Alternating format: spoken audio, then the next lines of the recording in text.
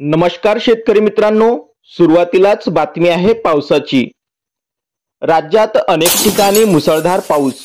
या जिल्ह्यांना हवामान विभागाकडून अतिवृष्टीचा येलो अलर्ट जारी। पुढील 5 दिवस मुसळधार पावसाचा इशारा हवामान विभागाकडून देण्यात आला आहे।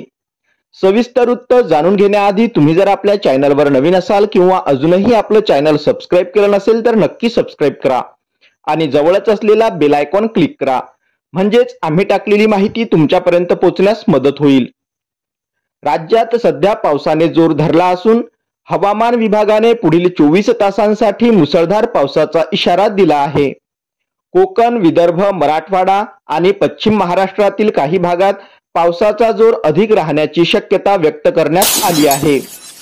विशेषतः मुंबई, ठाणे, पुणे, कोकण किनारपट्टी तसेच संपूर्ण विदर्भ आणि मराठवाडा या विभागांना सतर्क राहण्याचे आवाहन करण्यात आले आहे। गेल्या 2 दिवसापासून कोकणातील हवामान पावसाला पूरक बनले आहे। सिंधुदुर्ग आणि रत्नागिरी जिल्ह्यात मुसळधार पावसाचा अनुभव येत आहे। येत्या काही तासात या ठिकाणी पावसाचा जोर अधिक वाढू शकतो असे भाकीत भारतीय हवामान विभागाने वर्तवले आहे। परिणामी राज्याच्या अन्य भागावरही पावसाचा प्रभाव दिसून येईल आणि काही जिल्ह्यात अतिमुसळधार पावसाची शक्यता आहे।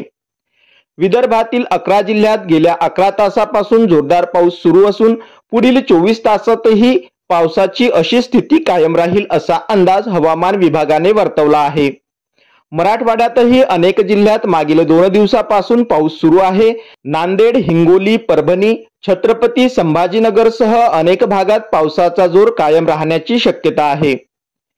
मुंबई, ठाणे, सिंधुदुर्ग, जालना, जळगाव, धुळे, नंदुरबार यासारख्या जिल्ह्यांना येलो अलर्ट जारी करण्यात आला आहे। नागरिकांनी आवश्यक ती खबरदारी घेण्याचे आवाहन प्रशासनाकडून करण्यात आले आहे। नदीकाठच्या गावांमध्ये पूरजन्य परिस्थिती निर्माण होऊ नये यासाठी स्थानिक यंत्रणांना सज्ज राहण्याचे निर्देश देखील देण्यात आले आहे। अशाच महत्त्वपूर्ण माहितीसाठी चॅनलला नक्की सबस्क्राइब करा। धन्यवाद।